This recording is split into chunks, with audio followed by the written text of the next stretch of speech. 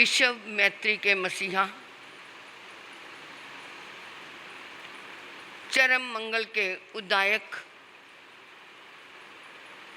अहिंसा का उद्घोष करने वाले शरमन भगवान महावीर स्वामी के चरणों में अनंत अनंत आस्था वंदन समर्पित हूँ। आत्म फूल रतन गुरुवे नमः। आत्म फूल रतन गुरुवे नमः। परम श्रद्धा, परम आराध्या, परम पूजनिया, तपाचार्या, तप चक्रेश्वरी, परमात्म स्वरूपा गुरनी मैया के पावन पुनीत चरणार विंदों में हृदय की अनंत अनंत आस्था के साथ अनंत अनंत वंदन समर्पित हूँ। आत्म दरबार में आई भव्य आत्माओं का हृदय से भव्य अभिनंदन। पर्वाधिराज महापर्व पर्युषण का आज 5वां दिन आपके लिए मंगलमयी हो, सुखदायी हो, शुभदायी हो। ये 5वां दिन आपके लिए खुशियों की सौगात लेकर के आए। ये पर्वाधिराज पर्युषण में जो हमारी शास्त्र की वाचना है, इसमें हमारी बहुत सी जीवन की गुत्थियों के समाधान मिलते हैं। बहुत सारी जीवन की गुत्थियों के समाधान मिलते हैं।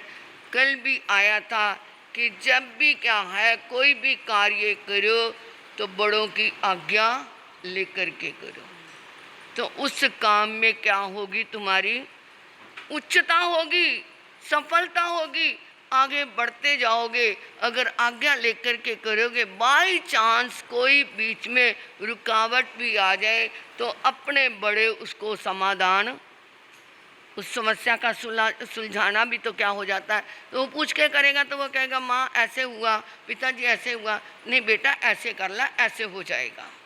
और अगर अपनी मर्जी से करेगा तो वो कहेगा तूने किया, मुझे कौन सा पूछा था।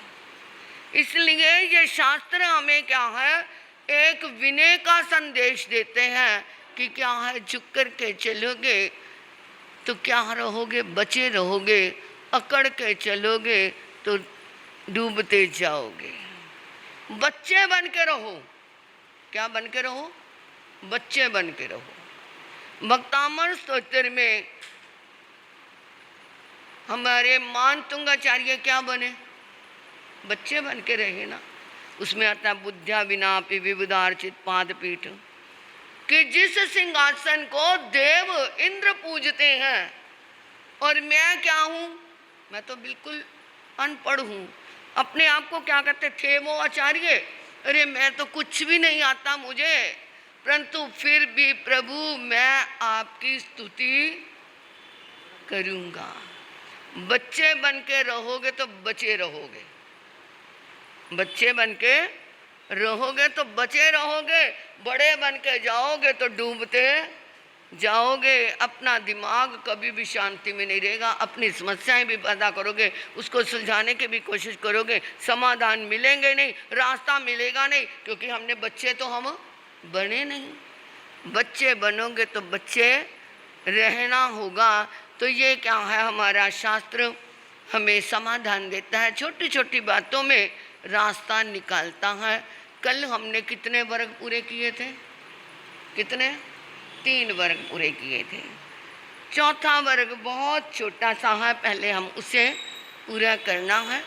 तो सब अपने आप को एकाग्रचित्त करके आंखें बंद की, जैसी धैर्य, सहनशीलता, विनय को स्वीकार करते हुए, चाहे वो वाणी मुझे मूल समझ आई चाहे नहीं आई, परंतु फिर भी मेरे को क्या है, वो शांति देने वाली है। अखा मीच के समाधियाँ ला लो, अखा के वाणी सुनो नेम प्रभु दी, के वाणी सुनो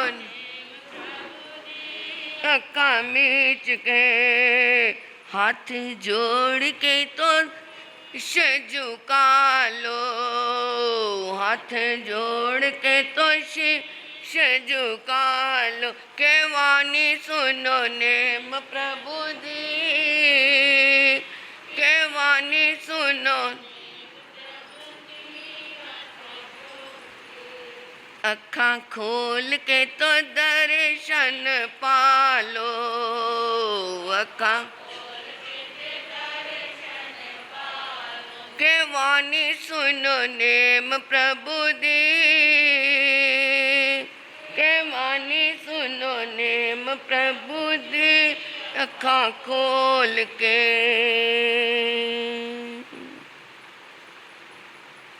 जैनंग बनते समनेनंग जाम संपत्तेनंग अठमस अंगस अंतगण दसानंग तचस वग्गस ऐ मठे पनते। चौथनस बनते मग्गस अंतगण दसानंग समनेनंग जा संपत्तेनंग के अठे पनते एवं खलु जम्बू समनेनंग जा संपत्तेनंग चौथस वग्गस अंतगण दसानंग दस जैना पनता तंजहा जाली म्याली उव्याली पुरी सेने ये मारी सेने ये पजुन संभ अनिरुद्धे सच नेमी या दृढ़ नेमी जैनंग बनते समनेनंग जाव संपत्तेनंग चौथस वगस दस अजैना पनता पणमसनंग बनते अजैनस समनेनंग जाव संपत्तेनंग के अठे पनते एवं खलु जम्बू तेनंग कालेनंग तेनंग संबेनंग वारा वेय नामंग नैरी होता जहाँ पड़ में कन्ने वसुदेवे आहे बच्चंग जाव बिहरई।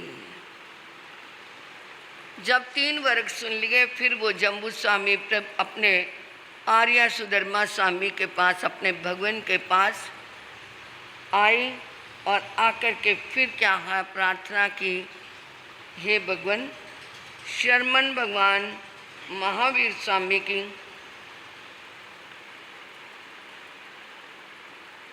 जो मोक्ष जा चुके हैं, मैंने 3 वर्गों की वाणी का वर्णन सुन लिया आपके श्री मुख से। अब चौथे वर्ग में प्रभु ने कौन सा विषय कथन किया है, कृपा करके मेरी जिज्ञासा का समाधान कीजिए। उन्होंने कहा, हे जम्बू लो सुनो, अंतगढ़ सूत्र के चौथे वर्ग में भगवान महावीर स्वामी ने 10 अध्ययन फरमाए हैं। कितने? जिनके नाम जाली म्याली उब्याली पुरी सेन वारी सेन प्रदुम्न श्याम अनिरुद्ध सतनेमी और दृढ़ नेमी, इन 10 राजकुमारों के नाम से 10 अध्ययन है। तो प्रभु पहले अध्ययन में क्या वर्णन आया है? तो उन्होंने कहा, जम्बू वही द्वारिका नगरी सुंदर नगरी थी, कृष्ण वासुदेव का राज्य था। तत्नंग वारावतीय नैरिय वसुदेव राय दानी देवी बन्नो जहाँ गोयमो नवरंग जाली कुमारे पना सौ दाव मार संगी 16 वासा परियाओ से संग जहाँ गोयमस जाव सेन तुंजे सिद्धे एवं म्याली उव्याली पूरी सेने ये वारी सेने ये एवं पजुन्ने वित्तीय नवरंग कन्ने पिया रूपनी माता एवं संभेवी नवरंग जम्भई माता एवं अनुरुद्धेवी नवरंग पजुन्ने पिया वेदब्बी माया एवं सच नेमी नवरंग समुद्र विजय पिया शिवा माता एवं दृढ़ नेमी भी संभे एक गमा चौथस वगस निखेवो। तो हे जम्बू, उस कृष्ण वासुदेव ने जो क्या है अपने अधीन जो छोटे छोटे गांव थे वो उन्होंने क्या है किसी को जागीरदारों को दिए हुए थे। और वासुदेव की क्या थी, एक आज्ञाकारिणी रानी थी। स्वपन के 9 मास व्यतीत होने पर एक बेटे को जन्म दिया। जवानी आई, 50 कन्याओं के साथ शादी हुई, 50 करोड़ का दहेज आया। और किसी दिन प्रभु अरिष्टनेमी भगवान का वहाँ पर पदार्पण हो गया। वाणी सुनी और वाणी सुनते ही वैराग्य उमड़ गया। और वैराग्य उमड़ा तो उसने क्या है अपने माँ बाप से आज्ञा लेकर के क्या ले ली, दीक्षा ले ली। 12 अंगों का क्या करा, पालन किया, ज्ञान प्राप्त किया। और 16 वर्ष तक क्या किया, चरित्र पालन किया।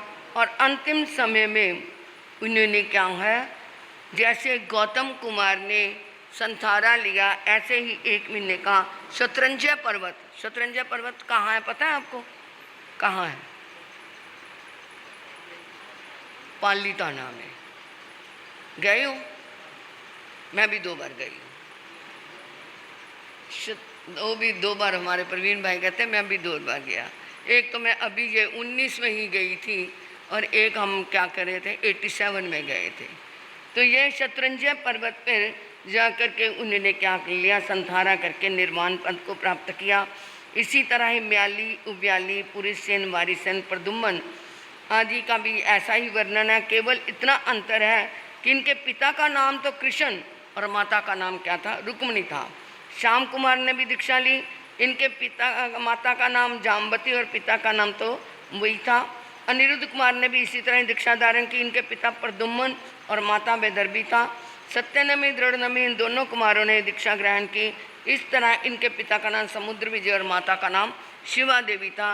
ये सभी ने जन्म, दीक्षा, ज्ञान, संथारा आदि सब एक जैसा था। इस तरह है जम्बू चौथा वर्ग संपूर्ण हुआ। 5वां वर्ग अभी तक आप पुरुषों का सुनते आए हैं। पुरुषों ने क्या है, कैसे कैसे त्याग को प्राप्त किया।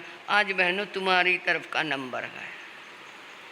5वां वर्ग जैनंग बनते समनंग जा संपत्त्यनंग चौथस वगस ऐ मठ्ठे पनत्ते पंचमसनंग बनते वगस अंतगढ़ सानंग समनंग जा संपत्त्यनंग के अट्ठे पनत्ते एवं खल्लु जम्बू समनंग जा संपत्त्यनंग पंचमस वगस 10 जैना पनता तंजा पौमा वही जय गोरी गंधारी लखना सुसीमा जम वही सच भामा रूपनी मूल श्री मूल दित्तावी जैनंग बनते समनंग जा संपत्त्यनंग पंचमस वगस 10 अजैना पनता पड़मसनंग बनते अजैन समनंग जा संपत्त्यनंग के अट्ठे पनत्ते।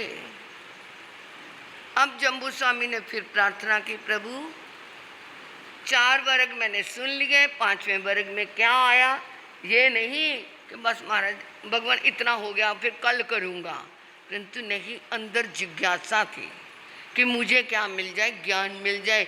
ज्ञान की प्यास जब जाग जाती है तो वहाँ पर फिर पेज नहीं गिने जाते कि कितनी मोटी किताब है। तो वो तो फिर क्या है, उसको पढ़ने में एक होता है स्वाध्याय, एक होती है आलोचना। स्वाध्याय जो होता है वो तभी आता है जब हम अंदर आलोचना में जाते हैं।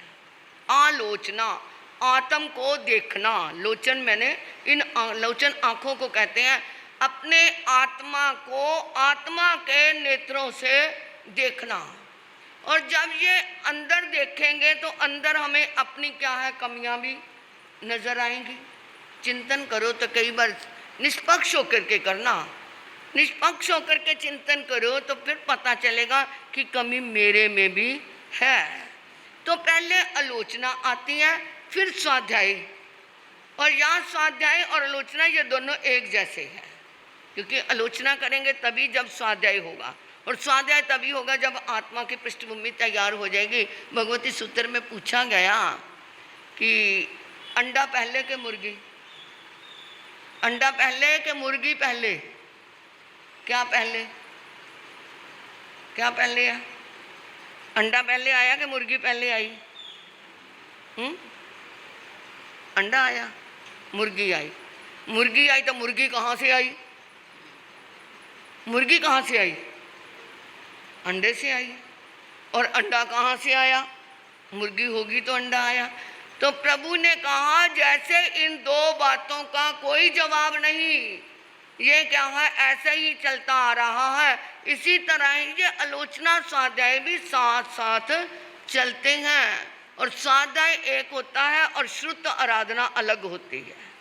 शुद्ध आराधना क्या है? जो हम आज कर रहे हैं या इतने दिन से कर रहे हैं, जो क्या है, एक तो स्वाध्याय होता है, किसी भी राइटर की किताबें लेकर के पढ़ लिया, कुछ भी कर लिया, उससे भी अंदर जागृति आती है। ऐसी नहीं कि मैं नहीं कहती, उसमें भी बहुत कुछ मिलता है।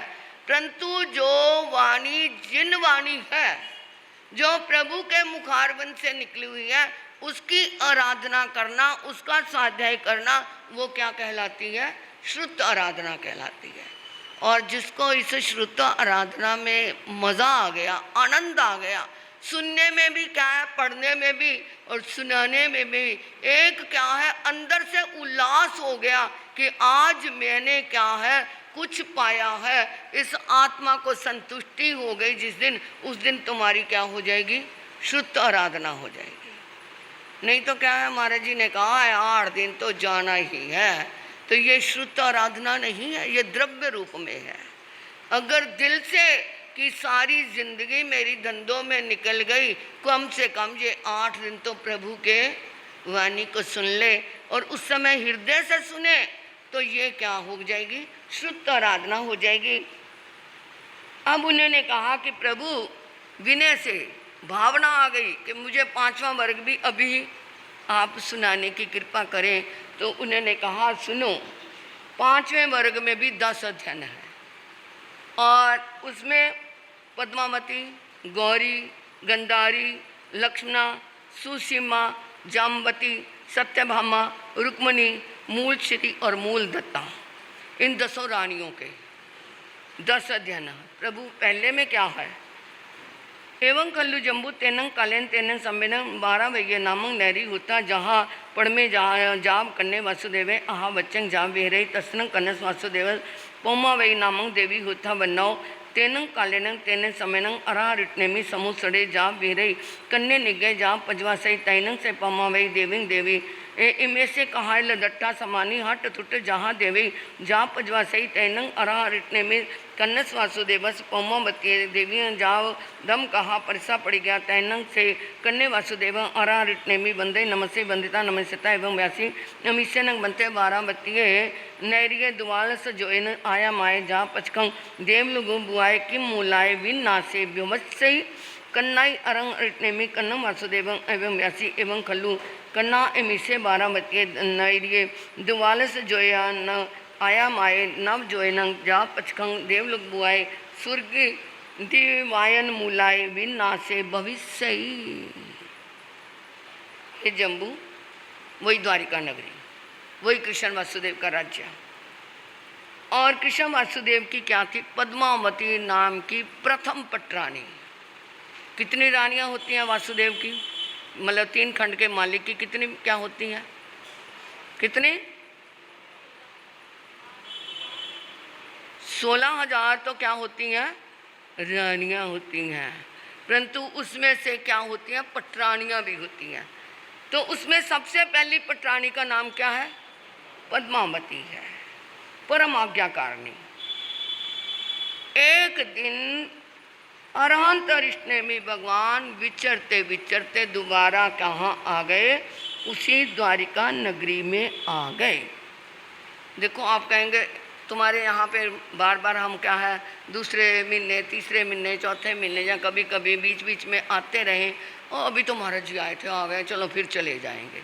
ऐसा होगा कि नहीं, सच बताना, ऐसी मानसिक स्थिति बनेगी कि नहीं? जब हम रोज़ रोज़ इधर तुम्हारे यहाँ पे आते रहे, विहार करेंगे, फिर आ गए, फिर चले गए, फिर आ गए, तो क्या हो जाओगे, तुम भी हमारे लिए हैप्चुअल हो जाओगे और आप भी हमारे लिए हैप्चुअल हो जाओगे। आप भी आओगे तो हम भी सोच लेंगे अच्छा कोई बात नहीं, अंदर आए, उनको कह दो अभी आते हैं। और क्या है, अगर पहली बार आए हैं तो लगता है कोई आया है, उनसे पूछें। तो वो परंतु प्रभु रिश्ते में भगवान बार बार द्वारिका नगरी में आए, और वहाँ क्या है, कृष्ण वासुदेव कभी भी बोर नहीं हुए कि चलो इस बार आ गए, अगली बार मैं चला जाऊँगा, नहीं। क्योंकि अंदर से एक जिज्ञासा थी, अंदर से एक प्यास थी, मुझे प्रभु के चरणों में जाऊंगा, कुछ ना कुछ अवश्य मिलेगा, अवश्य क्या, मैं उस औरे में प्रवेश करूंगा, प्रभु की वाणी सुनूंगा, प्रभु के दर्शन करूंगा, तो मेरे जीवन के संताप क्या हो जाएंगे, खत्म हो जाएंगे। तो वो वहाँ पर क्या आ गए, रिश्ते में भगवान विचरते हुए आए, क्योंकि उस नगरी में से कईयों का उद्धार होना था। तो वो बार बार आते थे, जो सोई हुई आत्मा उनके जाने पे वो जागृत हो जाती थी, तो वो क्या ले लेती थी, दीक्षा ले लेती थी। तो प्रभु वहाँ पर इसलिए आए।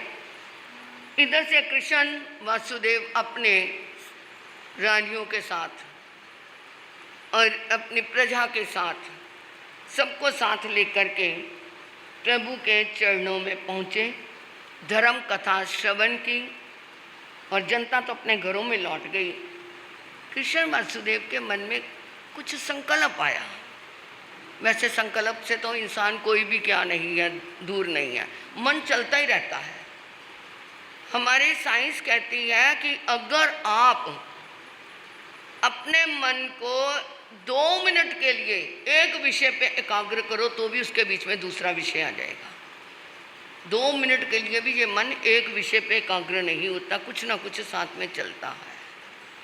तो ये संकल्प विकल्प आते हैं, यही इंसान को नहीं चैन से रहने देते हैं।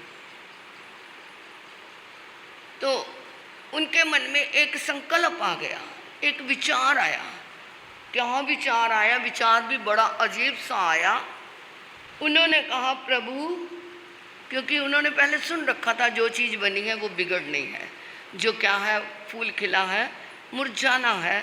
तो वो कहते प्रभु, ये मेरी द्वारिका नगरी जो देवलोक सदृश है, देवलोक में भी ऐसी क्या है नगरी, क्योंकि विशर्मन देव ने खुद शक्रेंद्र महाराज ने क्या करा है इसका, इंद्रों ने जिसका निर्माण किया तो देवलोक के समान ही होगी।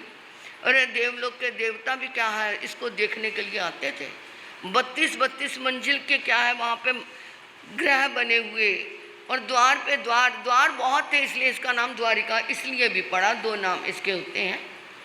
तो देवता क्या है, चलो जहाँ वो घूमने फिरने के शौकीन थे, आप ही नहीं सभी शौक में रखते हैं, देवता भी शौक रखते हैं।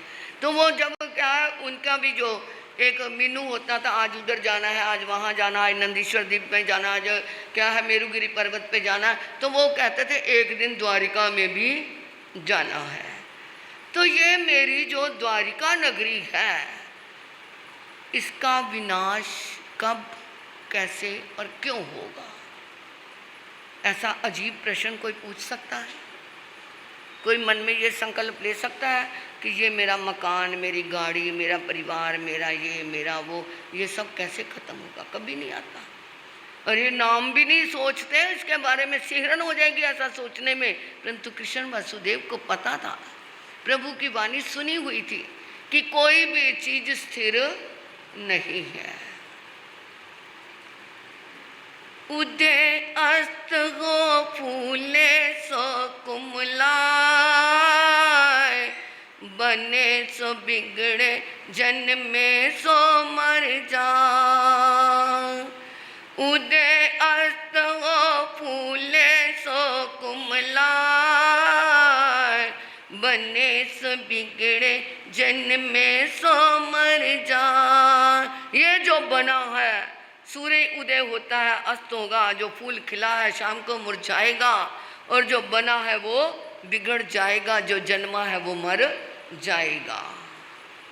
कोई आज गया, कोई कल गया, कोई चंद रोज में जाएगा, ये सराय रही खाली ना, हर नया मुसाफिर आएगा। मन में जब ऐसा भाव आया, उन्होंने प्रभु से पूछ लिया मेरी द्वारिका नगरी का विनाश कैसे होगा? तो उन्होंने कहा सुनो कृष्ण, इसके भी 3 कारण हैं। पहला शराब, शराब तुम्हारे कौटुंबिक पुरुषों को क्या करेगी, मतवाला बना देगी। और दूसरा क्या है, द्वैपायन ऋषि, द्वैपायन ऋषि को वो कौटुंबिक पुरुष क्या करेंगे, दुखी करेंगे, और वो नाराज होकर के। और तीसरा कारण है अग्नि, वो नाराज होकर के निदान कर लेगा कि मैं क्या बनूं, अग्नि कुमार देव बनूं, और जिन्होंने मेरे को परेशान किया है मैं उस नगरी को क्या करने वाला हूँ, खत्म करने वाला बनूं। कितने कारण? पहला, दूसरा द्वैपायन ऋषि की, और तीसरा आग। प्रभु कब तक ये द्वारिका नगरी बची रहेगी? अग्नि कुमार देव बनने के बाद भी अगर तेरी नगरी में आइमिल तप की आराधना होती रहे, किसकी? तभी मैं कहती हूँ लिखवा लो आई मिल, लिखवा लो आई मिल।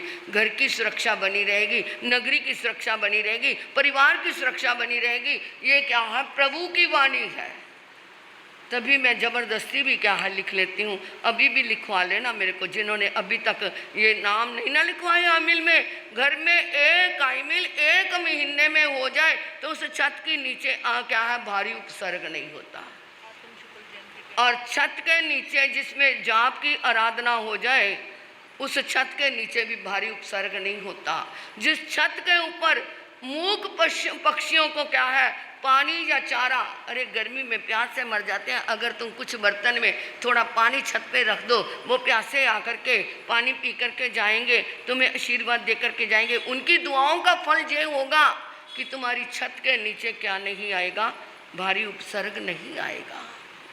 अब क्या आ रही है, हमारे आचार्य आत्माराम महाराज जी की जयंती, जिसे हम 3 पुरुषों महापुरुषों के रूप में मनाएंगे। आत्म, शुक्ल और शिव सितंबर मास में ही आती है।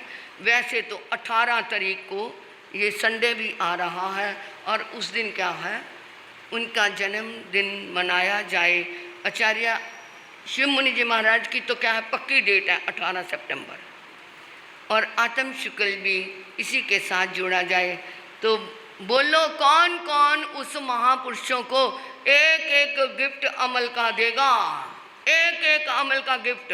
हाथ खड़े करो भाइयों की तरफ से भी। अरे बहनें क्या बात है, खाना बहुत अच्छा लगता है, एक दिन खाना तो है ही, रूखा सूखा खा लेना। जहाँ बैठी बहनें भी हाथ जोड़ो, हाथ खड़ा करो, एक एक आमिल करेंगे। हाँ ऐसे नहीं, मैं पर्चियाँ दूंगी। 141वीं जयंती है हमारे आचार्य आत्म प्रभु की।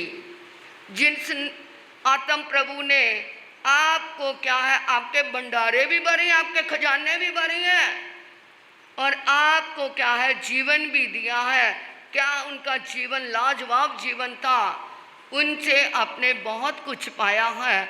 ये क्या है, ऐसे ही नहीं ये आत्म नगरी कहलाती, ये आत्म गद्दी ऐसे ही नहीं कहलाती। इसलिए उनकी क्या है, चरणों में एक एक क्या देना है, क्या देना है, आमिल देना है। कोई कंजूसी ना करना। अगर डॉक्टर कह दे कि एक दिन तुम्हें क्या नहीं खाना, नमक नहीं खाना, तुम्हारा बीपी बहुत हाई है, अगर दिल को बचाना है तो नमक कम कर दो, अगर किडनी को बचाना है तो नमक कम कर दो, फेफड़ों को बचाना है तो नमक खाना बंद कर दो। तो हमारे तो प्रभु ने कितना सुंदर दे दिया रास्ता, आमिल कर लो तो तुम्हारी को क्या है, अपने आप ही ये सारा चिकना नमक ये सब छूट जाएगा।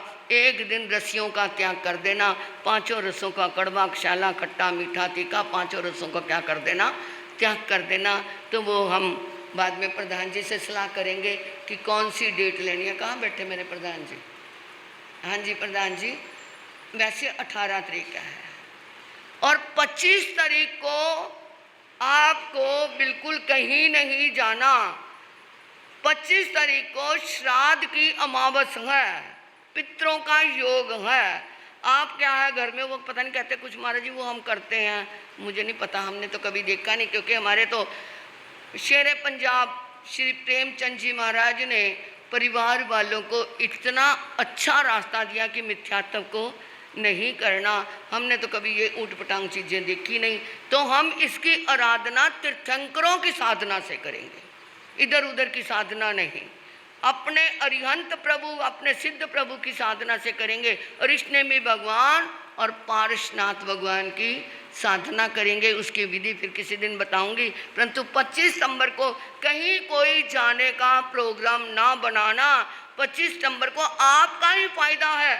लोग काल सर्प दोष का क्या है निवारण करने के लिए नासिक जाते हैं, उज्जैन जाते हैं, हरिद्वार जाते हैं और 50-50 हज़ार रुपया पंडितों को दे करके आ जाते हैं। वो भी पता नहीं करें या ना करें, वो उनकी इच्छा है, परंतु यहाँ तुम खुद करोगे, खुद करोगे और तुम्हारे को लाभ मिलेगा। हमने सब जगह जहाँ कराया, जिसने जैसी जैसी भावना से किया उनकी भावनाएं पूरी हुई। तो 25 सितंबर का ध्यान में रखना। और ये आत्म शुक्ल जयंती के लिए भी आप ध्यान रखना। तो उन्होंने प्रभु ने क्या कहा, कि कृष्ण अगर नगरी में आइमिल की आराधना होती रही तो अग्नि कुमार देव का जोर नहीं चलेगा।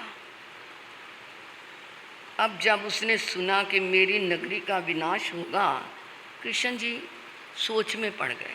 सोच में ये नहीं पड़े कि विनाश हो जाएगा, क्या चिंता आई। तैनंग कन्नस वासुदेव सरोवर इतने से अंत्य मटन सोचा अय मेरुआ जथे समुपन्ने धन्ना नंग ते जाली म्याली व्याली पुरी सेन मारी से पजुन सांब अनिरुद्ध दर्णमी सच नेमी नेमी बिया कुमारा जे नंग चिच्चा इन्नंग जाब परिबायते अरहो रिटनेमिस अंत्य मुंडा जाप पवेगा अहनंग अधन्य अक्के पुण्य रज्य ये जाम अंते उरे जे मानुस काम भोगेसु मुच्छिए नो संचय में अरो रिटने में निस अंतिये जाप अविते कन्नाई अरा रिटने में कन्नम वासुदेवं एवं व्यासी से नूनं कन्ना तब अयं अजत्थिये समूपन्ने धन्ना नंगते जाली जाप अवियते से नूनं कन्ना अय मट्ठे पनते हंता होती।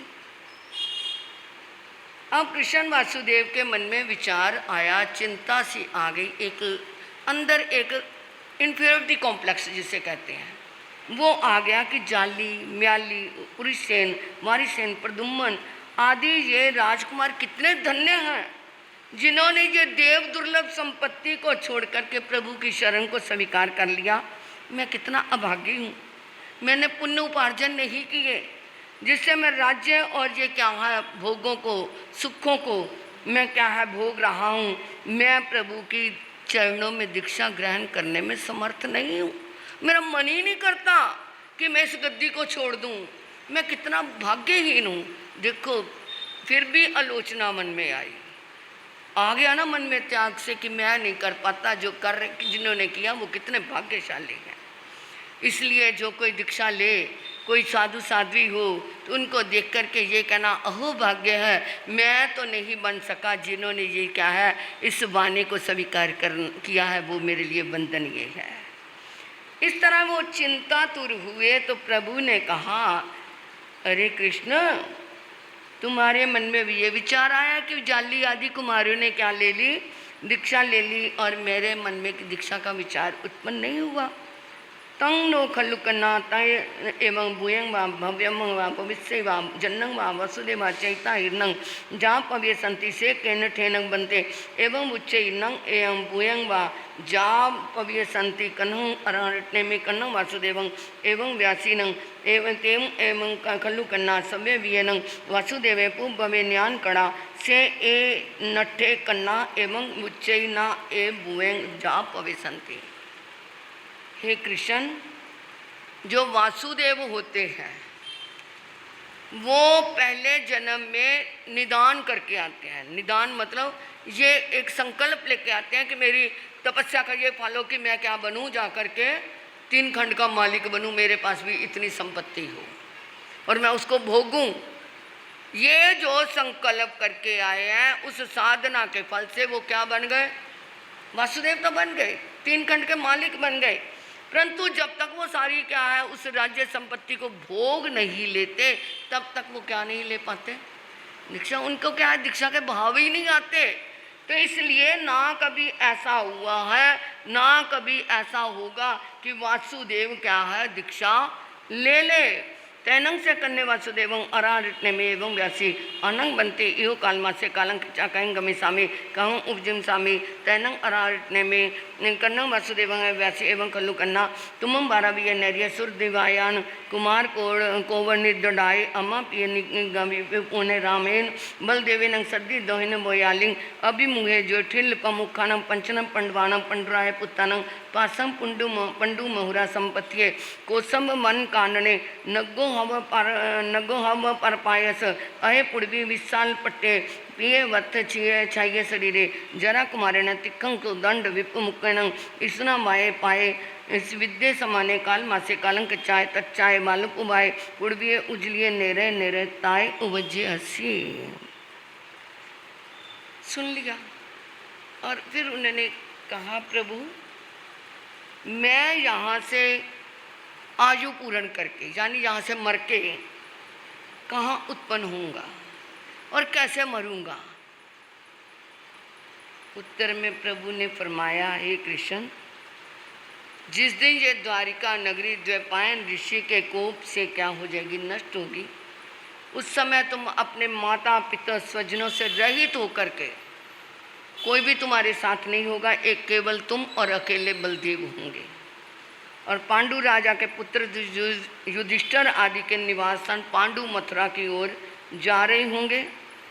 रास्ते में क्या आएगा, एक वन आएगा, वन आएगा, और वन क्या है, बहुत बड़ा वट वृक्ष के नीचे तुम क्या है, पीले वस्त्र, पीताम्बरी कहते हैं ना उसे, पीले वस्त्र पहनने होते हैं।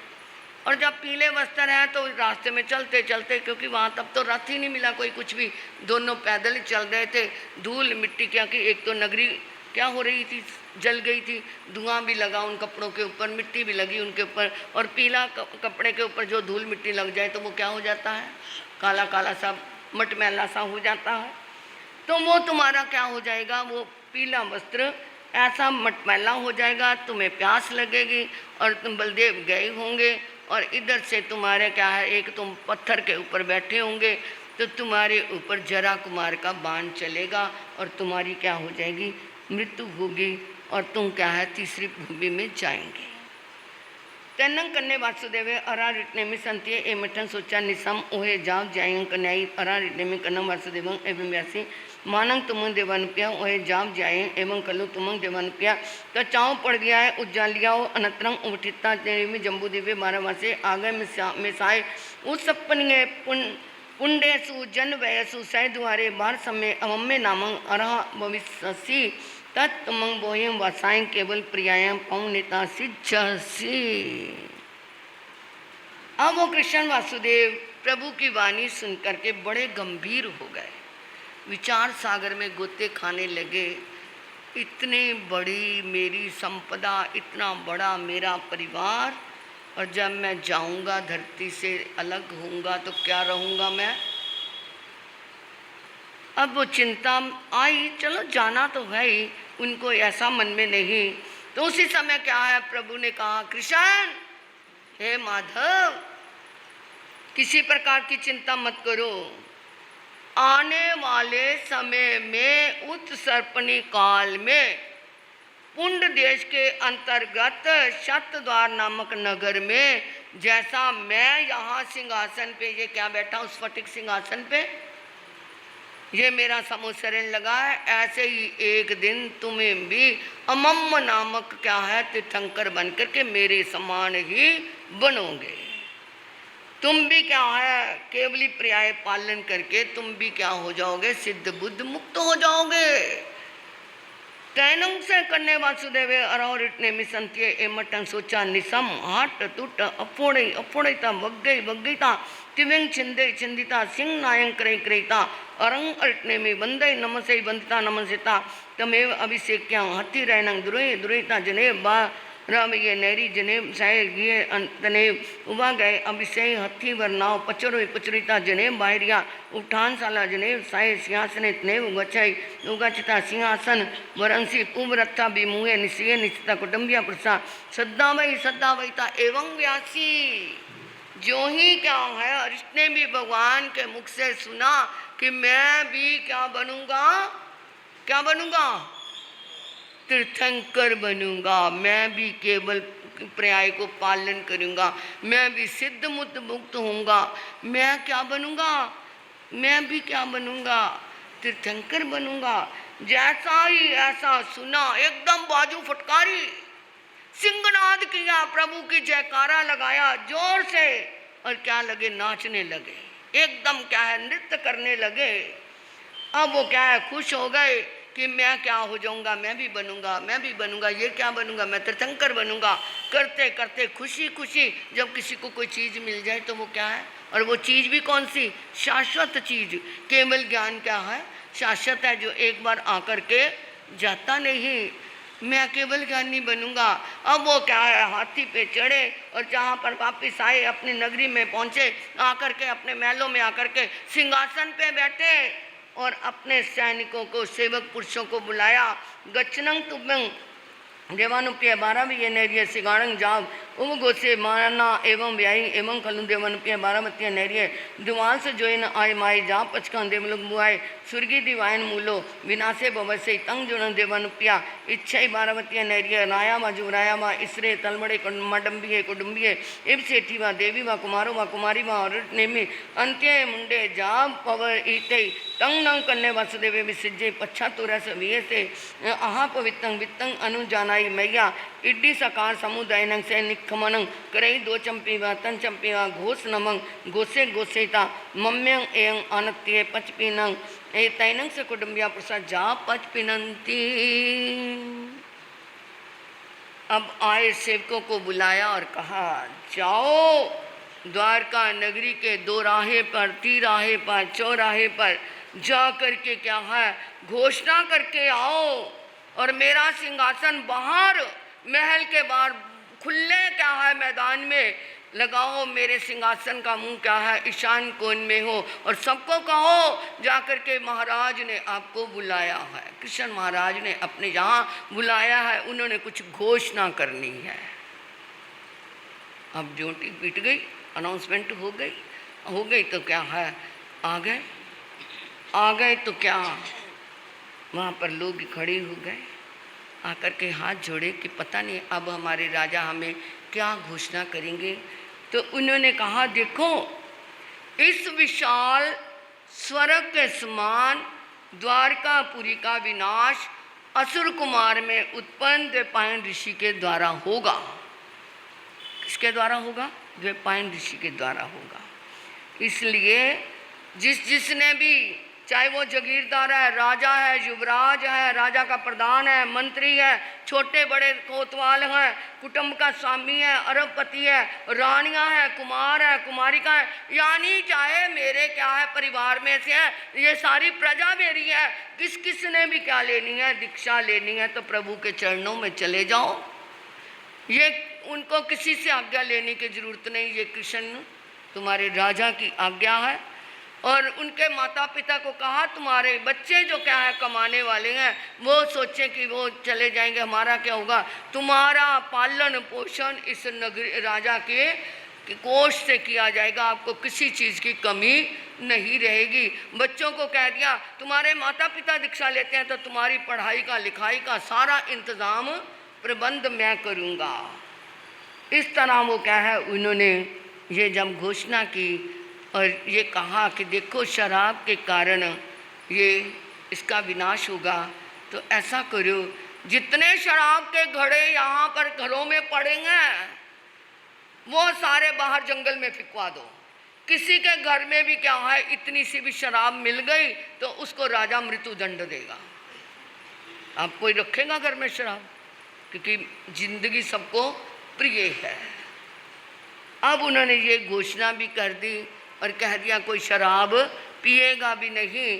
सबके घड़े जा के बाहर क्या है, बाहर पर्वत था उसके ऊपर डालते गए और इधर से वो क्या है उन्होंने घोषणा की तैनंग सा पम्मा वही देवी अरो रिटने में संत्य दमंग सोचा निसम हट टुट जाविया अरह रिटने में बंदे नमन से वंदिता नमन सिता एवं व्यासी सा धामी नंग बनते नगंतन तो अभ्यानंग से जहे तुब्बे बंध जंग नवरंग देवानुप्या कन्न वासुदेवं अपुछा में तैनंग अहं देवानुप्यानंग अंत्य मुंडे जा पविसामी आहा स्वयं देवानुप्या माँ पड़मंदन करे। अब वो रिष्णेमी भगवान के चरणों में पद्मावती भी गई थी, इधर से इनकी घोषणा भी आके हो गई। तो वो आई और आकर के कहती कि देखो प्राणनाथ, मेरे मन में अब जो प्रभु ने फरमाया था उसमें जन्म मरण के दुखों से ऊब चुकी हूँ। अब मैं पहले तो वो प्रभु को ही कह के आ गई थी कि मैं दीक्षा लेना चाहती हूँ, और इधर से क्या है जब उन्होंने कह दिया मेरे कुटुंब से भी किसी ने लेनी है तो ले लेना।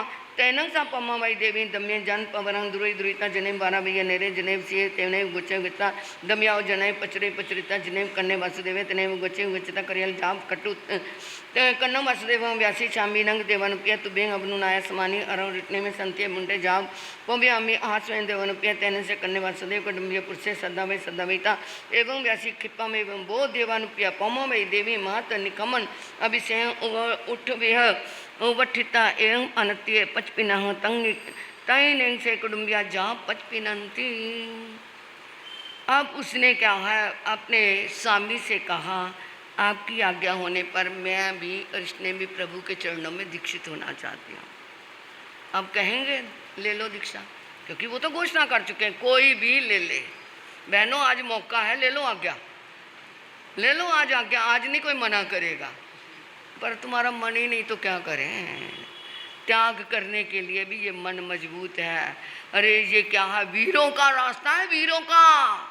जो क्या होते हैं, शेर होते हैं, वही इस रास्ते पे चल सकते हैं। शेर की तरह लेना और शेर की तरह पालने वाले होते हैं। कई ऐसे होते हैं शेर की तरह लेकर गिद्दड़ की तरह पालते हैं, और कई ऐसे होते हैं गिद्दड़ की तरह लेकर के शेरों की तरह पालते हैं, और ऐसे होते हैं ना क्या लेते हैं, ना शेर की तरह लेते हैं, ना क्या गिद्दड़ की तरह पालते हैं। बस वो तो ऐसे ही चलते रहते हैं। ले लो, अभी भी किसी के मन में है तो आज्ञा ले लेना। आज आप मना करोगे, कोई मना नहीं करेगा। आप कहोगे महाराज जी इनको मना लो, हम तो आज्ञा दे देंगे, परंतु इन्होंने लेनी ही नहीं।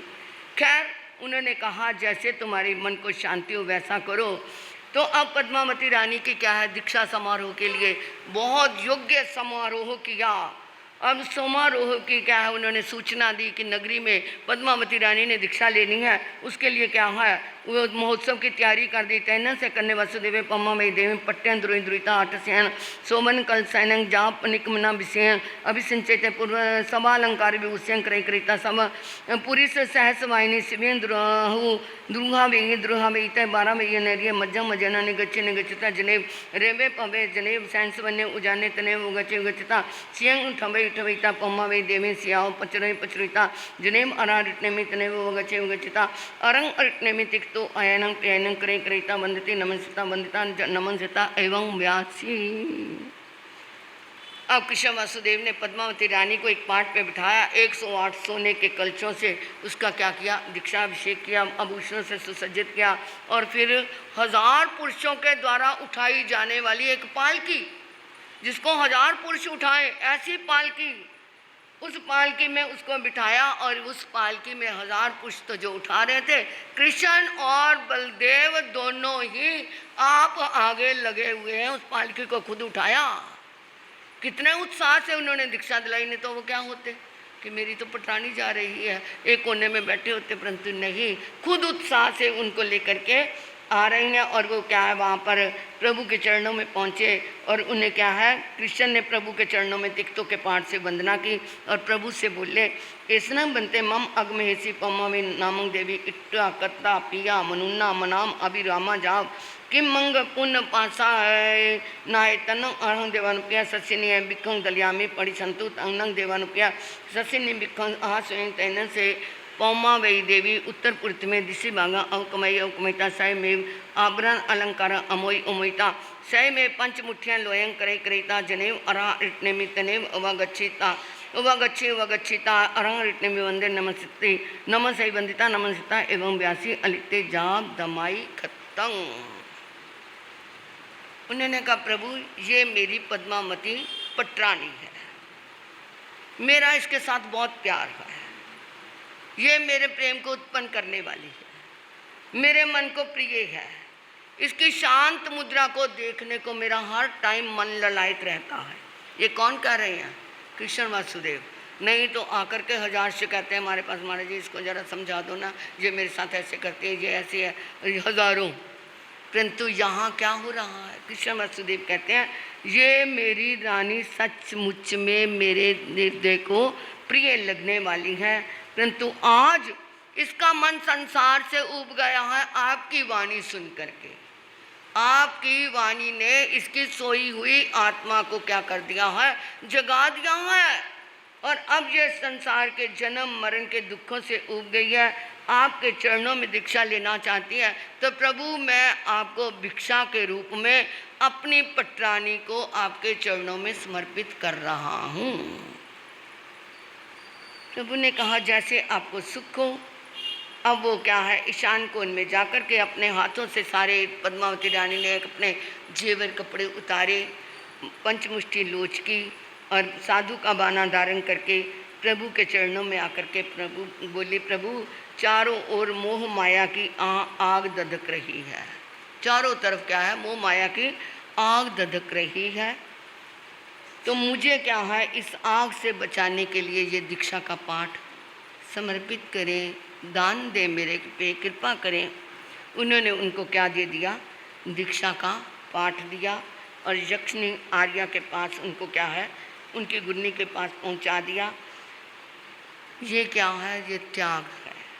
तैना सापमा में ये अज जखनिय अजाए अंत्य समाय मायाएं एकार संगाइयाँ अहजे बोहें चौ छठम दसम दुवाल से हिंग मास अधमास कमन विविये हिंग तमो कमिंग अप्पा नंग भावे माना बेहरे तैना सापमा में अज्जा बहु पुनाए बीसंग बासाई सामन पर्याय नंग पौनिता मास्याय सलेनाय अप्पा नंग जासता सट्ठी बत्ताई अनसनाएं छेदी छेदिता जस ठाए कीर गए नग बावे जाव समठ तमठंग अराये चरी मुस्सा से ही सिद्धा। अब वो क्या है, पद्मावती रानी ने सारे क्या है 11 अंगों का ज्ञान अध्ययन किया, बेला तेला चोला पचोला 15 महीने की तपस्या की, आत्मा को कुंदन बनाया, उज्जवल करते हुए उन्होंने 20 साल तक दीक्षा धर्म का पालन किया। जब उनका शरीर क्या है क्रश हो गया, तो उन दिनों में उन्होंने 1 महीने का अनशन व्रत यानी संथारा लेकर के अंतिम श्वास के साथ वो मोक्ष धाम में पहुंची। बोलिए पद्मावती पटरा आर्या की। इस तरह वो क्या है, सिद्ध बुद्ध मुक्त हुई। और इधर क्या है, जम्बू स्वामी ने भी क्या पूछ लिया कि 5वें वर्ग में क्या आया है, तो उसके पहले अध्ययन में क्या आया है। इधर कृष्ण वासुदेव अपना जो राज्य संचालन कर रहे थे, एक दिन क्या हुई घटना, क्या घटी, बारिश हुई। बारिश में क्या है, वातावरण मौसम बहुत सुहावना हो गया। कुछ क्या है, कौटुंबिक पुरुष जो नव यौवन मत वाले थे, कहते चलो चलो घूमने के लिए निकलते हैं, वन क्रीड़ा करते हैं। अब वो घूमने के लिए वन में पहुँचे, खेल कूद करते करते उनको क्या लगी, प्यास लगी, और वहाँ पे जो पर्वत था रहमतगिरी पर्वत, उस पर चढ़ गए। अब वो चढ़े, बारिश हुई, तो वहाँ पर वो क्या मना रहे थे, खुशियाँ मना रहे थे। और बारिश होने के कारण वो क्या है, उनको जो उस पर शराब डाली हुई थी ना पर्वत पे, वो बह करके कहाँ आई, नीचे आती गई। नीचे एक खड्डा था, खड्डे में एक चट्टान थी, चट्टान पे इकट्ठी हो गई, और इकट्ठी होने के कारण सूख भी गई थी, क्योंकि डाले हुए कई दिन हो गए थे। और जब बारिश आई तो वो पानी भी उसी क्या है, उसी खड्डे की चट्टान पे पहुंच गया। उन्हें प्यास लगी, वो नीचे पर्वत से जब आए तो उन्होंने देखा, क्या पानी ढूंढो, पानी पानी पानी करते करते उन्होंने देखा इस खड्डे में पानी है। उस खड्डे में क्या है, कुछ जो थे शरारती तत्व वो नीचे उतरे और उन्होंने कहा अरे ये तो पानी बड़ा मज़ेदार है। कहता क्या है, आ तो सही, पी तो ले। वो सभी उतरे और वो क्या है, शराब का बरसात का पानी मिलने से वो शराब जो सूखी हुई थी उसमें क्या आ गया, उसका टेस्ट आ गया, सुगंध भी वो आई। ऊपर कदम्ब का फूल पेड़ लगा हुआ था, उसके फूल उस पर गिरते गए, उसकी क्या आ गई, सुगंधी भी उनमें आ गई। तो उन्होंने छक्कर के पी, एकदम क्या हो गए, पेट भर के पी ली। अब पी ली तो क्या होने लगे, झूमने लगे। और झूमते झूमते उन्होंने देखा अरे ये कौन बैठा है, देखा अरे ये तो वही है। कौन, किसके हिसाब से क्या होनी है, द्वैपायन ऋषि पहचान लिया, अरे ये क्या है, क्योंकि नशे में थे। अरे ये क्या करेगा, ये क्या नगरी को उजाड़ेगा, ये क्या नगरी को जलाएगा, हम ही इसको ख़त्म कर देते हैं। वो सारे जाने जा कर के, किसी ने मुक्का मारा, किसी ने पैर मारा, किसी ने थप्पड़ मारा, किसी ने बाल खींचे, किसी ने उसके कपड़े फाड़े, करते कराते उसे अधमरा छोड़ करके, अधमरा। अब वो पहले तो सहन करता रहा, कोई बात नहीं, परंतु जब अति हो गई तो क्या है, उसने अपनी साधना बेच दी, अपनी साधना दांव पे लगा दी। अरे मैं यहाँ इस नगरी को बदला लेने वाला बनूं, मैं मर के क्या बनूं, अग्नि कुमार देव बनूं, और इस नगरी को क्या करूँगा, जलाऊंगा। तड़प रहा था। अब वो क्या है ना, मदहोश हुए आए, जब दरबार में आए, अब वो तो खुश होके आ रहे थे, ओ कृष्ण, क्योंकि नशे में पता ही नहीं कि कृष्ण कहना कि भगवान कहना या क्या महाराज कहना। उन्होंने कहा अरे भाई ये तो कुछ पी के आ गए। क्या पी के आए हो? अरे पी के क्या आए, अब तो हमने वो काम ही खत्म कर दिया, जो नगरी को जलाने वाला था उसे मार के आ गए। कृष्ण कहता हुए हुए ये तो अनर्थ हो गया। बलदेव और कृष्ण दौड़े गए और द्वैपायन ऋषि के जाकर के पैर पकड़ लिए। माफ़ कर दो हमें, माफ़ कर दो, हमने तो उस शराब को दूर किया था, परंतु जो होना है उसको कोई टाल सकता है। जो निकाचित कर्म का बंधन है उसको तो काटना पड़ता ही है, हमें माफ़ कर दो। द्वैपायन ऋषि क्या हो रहे थे, तड़प रहे थे। और वो क्या है, उन्होंने कहा कृष्ण अब तो जो मैंने सोचना था वो मैं सोच चुका हूँ, निदान कर चुका हूँ, परंतु इतना कहूँगा कि तुम दोनों आए हो, तुम्हारा कोई दोष नहीं, तुम दो बचोगे, बाकी सभी क्या हो जाएंगे, जल जाएंगे। कृष्ण वासुदेव ने आकर के कहा नगरी में रोज अमल करना शुरू कर दो। प्रभु की वाणी याद आ गई।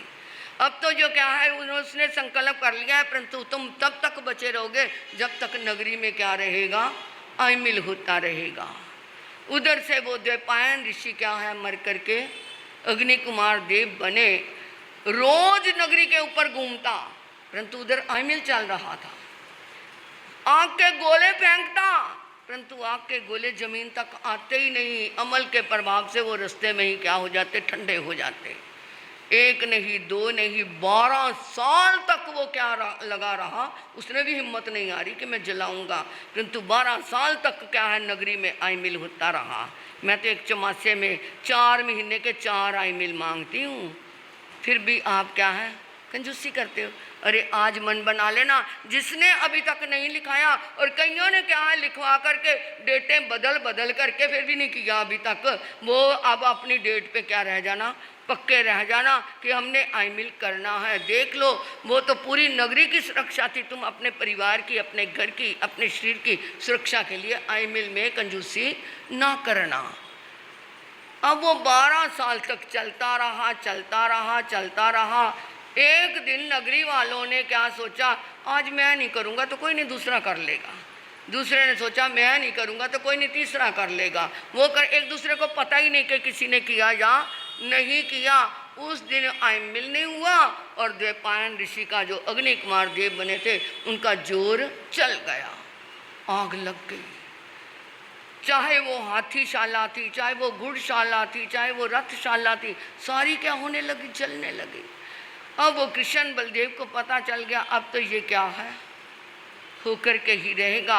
अब वो क्या है समुंदर पे पहुंच गए, बहुत शक्ति थी उनमें, हाथों से ही समुंदर का पानी नगरी के ऊपर डालने लगे कि ये आग बुझ जाए, परंतु जो होनी थी वो पानी भी पेट्रोल का काम करने लग गया।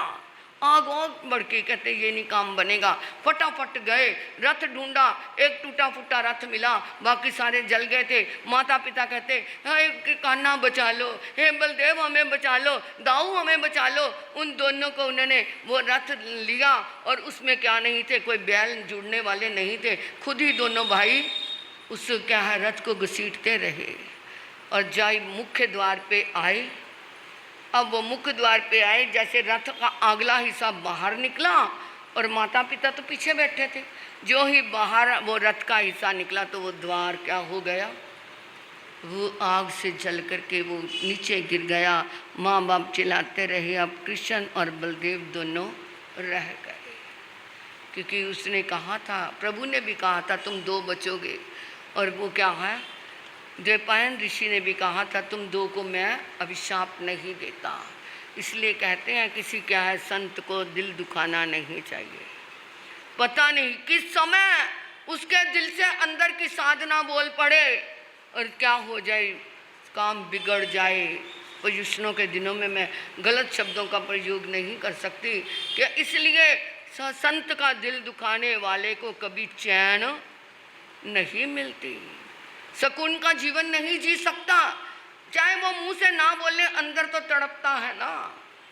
आज के युग में इतने वीतरागी तो है नहीं कि उसको क्या कर रहे हैं, हम विजय प्राप्त कर लें। इसलिए सोच समझ करके करना। हाँ, कहीं उनकी गलती है, उनके पास बैठ करके उनको समझा दो, क्योंकि समझाने वाले क्या होते हैं, माता पिता होते हैं, और तमाशा देखने वाले कौन होते हैं, पड़ोसी होते हैं। तो हम माता पिता बन करके उनको समझाना।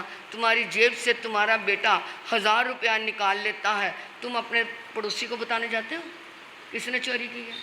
अरे अपने सगे भाई को भी नहीं बताओगे कि मेरे बेटे की क्या हो जाएगी, बेइज्जती हो जाएगी। और अगर तुम्हारी जेब से नौकर 100 रुपया निकाल ले तो 10 जगह डंडोरा पिटोगे, इस चोर को मत रखना, इसने मेरी क्या जेब में से पैसे निकाले। ये नहीं बताएंगे कितने निकाले, पैसे निकाले हैं। तो तुम क्या है, साधु सतियों के साथ एक नौकर जैसा व्यवहार मत करना, माता पिता जैसा व्यवहार करना।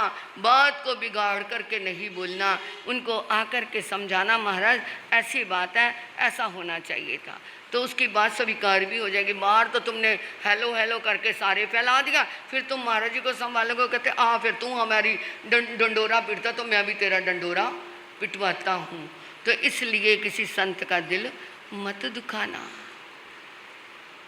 अब वो क्या है, दोनों जने बचे, वो वही बात, जंगल में आए, कृष्ण को प्यास लगी, बलदेव पानी लेने के लिए गए, और इधर से वो द्वैपायन ऋषि तो पहले ही कहता था मेरे कारण यहाँ क्या है नगरी जलेगी, वो जंगलों में चला गया था, परंतु फिर भी वो सामने घटना आई।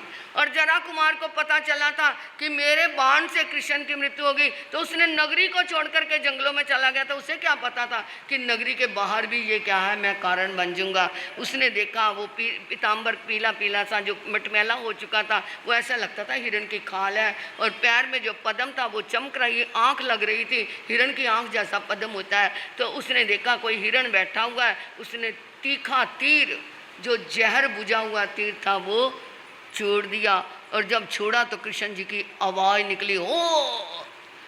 तो जरा कुमार कहता है ये तो माधव की आवाज़ है, ये तो हमारे कृष्ण महाराज की आवाज़ है, और ये जिस कारण मैंने नगरी छोड़ी थी, घर बार छोड़ा था, आज मेरा वहाँ आ गया, मुझे माफ़ कर दो, मैंने हिरण समझ करके कहा। कृष्ण ने कहा जाओ, तुम चले जाओ जरा कुमार, तुम यहाँ से चले जाओ, मैं तो जो होना था मेरा हो जाएगा। अगर बलदेव ने तुम्हें देख लिया मेरे पास खड़े ऐसे कि तुमने मारा है, वो तुझे छोड़ेगा नहीं, जा, तुझे मैंने अभेदान दिया। जरा कुमार को मरते मरते भी क्या कर गए, वो बचा गए, और वहाँ से वो क्या है, वहाँ से जहाँ जाना था वो तीसरी भूमि में चले गए। तो इस तरह सुधर्मा स्वामी से जम्बू स्वामी बोले, प्रभु दूसरे अध्याय में क्या वर्णन है? तीसरे अध्याय में प्रभु ने कहा कि वही क्या है, द्वारिका नगरी, रेवतगिरी पर्वत, विशाल पर्वत, नंदम नामों का क्या है बगीचा, द्वारिका नगरी में प्रभु का पदार्पण हुआ। और गौरी पटरानी ने प्रभु के चरणों में क्या ले ली, दीक्षा धारण की।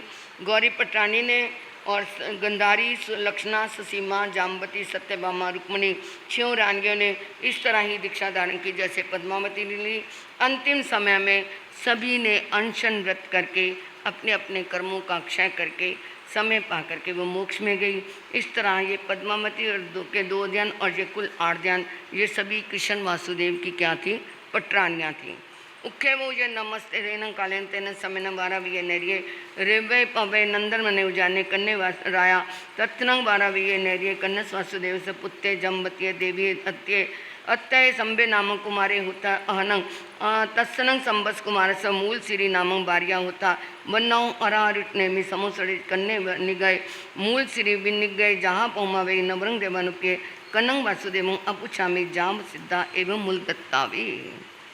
तो जम्बू स्वामी ने कहा प्रभु 5वें वर्ष के 8वें दिन में जो आपने फरमाया सुन लिया। 9वें में क्या है? उन्होंने कहा वही द्वारिका नगरी, रेवतगिरी पर्वत, नंदनवन बगीचा, कृष्ण वासुदेव का राज्य, जामवती का बेटा शाम कुमार था, शाम कुमार के मूल श्री नाम की पत्नी थी।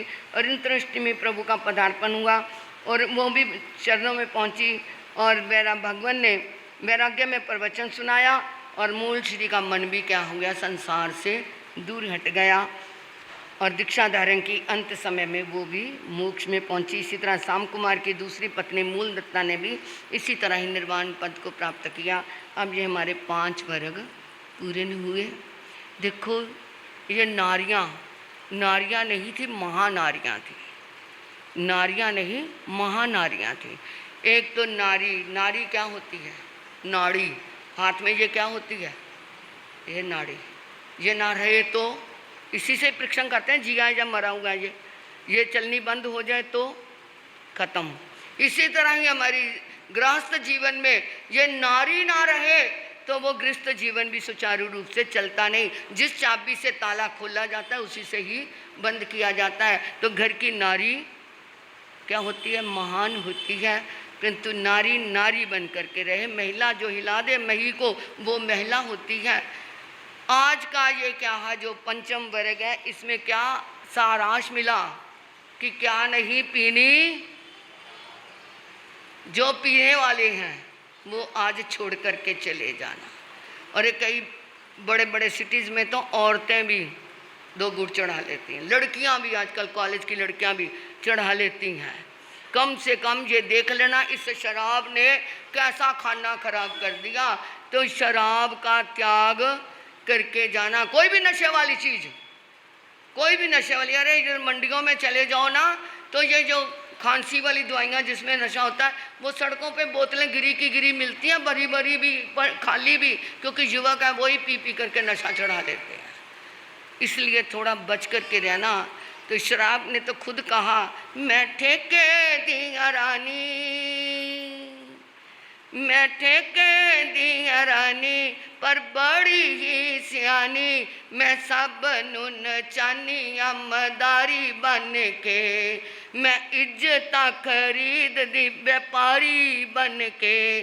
ओ मैं ठेके दिया रानी, ये ठेके की रानी कहती है तुम मेरे पास आओगे, ठेके पे आओगे तो यहाँ अपना धन छोड़ जाओगे, अपनी इज्जत छोड़ जाओगे, अपने परिवार का सुकून छोड़ जाओगे, अपने परिवार की खुशियाँ ख़त्म करके जाओगे और अपने आप को बर्बाद करके जाओगे। इसलिए कोई भी नशे वाली चीज़ का सेवन नहीं करना। हाथ जोड़ो, हाथ जोड़ो। शराब जो नहीं पीते वो भी जोड़े ताकि आगे के लिए प्रतिबंध ले। ये हमारा पंचम वर्ग हमें संदेश देता है। जो क्या है हमारी बहनें, अरे मैं यहाँ की क्या बात बताऊँ। एक जगह हम गए, बेंगलोर की बात है, एक बहू हमारे मुक्ता महाराज जी के पास आई, कहती महाराज जी मैं इतने बड़े घर में चली गई, परंतु मेरा पति ऐसा है कि मेरे को क्या है, घर से तो साड़ी पहना के लेके जाता, मारवाड़ी लोग साड़ी पहनते हैं, परंतु साथ में क्या है बैग में वेस्टर्न ड्रेस पहना लेकर के जाता है। वहाँ जाकर के होटल में कहता है ये वेस्टर्न ड्रेस पहन, मेरे क्या है दोस्तों के साथ बैठ के क्या कर, कंपनी कर, शराब पी। कहती महाराज जी मैं बहुत दुखी, मैं इतने अच्छे परिवार की बेटी और इसके माँ बाप भी इतने अच्छे, बहुत संस्कारी परिवार था, पता नहीं वो वहाँ कहाँ कैसा पैदा हो गया। तो इसलिए जो क्या है तुम्हें मजबूर करे, कोई क्या खा लो, तुम ये जर्दा खा लो, ये पान पराग खा लो, ये खा लो, वो खा लो, कभी इसका सेवन नहीं करना, किसी तरह का गुटखा नहीं खाना। ये भी क्या है नशीली वस्तु है। जोड़ो, कोई गुटखा नहीं खाना, कोई नशे वाली चीज़ नहीं खानी, शराब का तो मतलब ही नहीं करना। जैन हो, जैन बन करके रहना। गुरु जी महाराज की आज्ञा से मन की धारणा परमाने पचकान, किसी भी नशीली वस्तु का, शराब का, गुटखे का कोई भी सेवन नहीं करना। मन की धारणा से तस्वंते प्रिकमा में निंदा में गृह में त्याग बोसरे। आज दोपहर को 3 से 4:30 बजे तक सभी बहन भाई आएंगे और प्रभु का जन्म उत्सव मनाएंगे। अब हमारे मुक्ता जी महाराज सुनाएंगे, आप उनकी वाणी को सुन करके डुबकियाँ लगाएंगे। हमने तो शास्त्र पूरा करना था, उसके लिए क्या है सब जने हाथ जोड़ करके एक बार आलोचना में आ जाएं। आग में तिव्य पनते तंजा सुत्ता गमे अत्था गमे तदुबया गमे वाशिर ज्ञान के विषय जे कई चार लगते मिलूँ जंग वाई दंग बच्चा मिलिए ही नकरान चक्राम पहने विनय जोगी ने गोसन सुट्टू दिनों दिट्टू पड़चंग। अब काले कौ सजाओ, काले ना कौ सजाओ, सजाइए सजाइए सजाइए ना सजाइए। जो मैं शास्त्र अयार को तरस में छा में दुकड़म, जे मैं शास्त्र अयार को तरस में छा में दुकड़म, जे मैं शास्त्र अयार को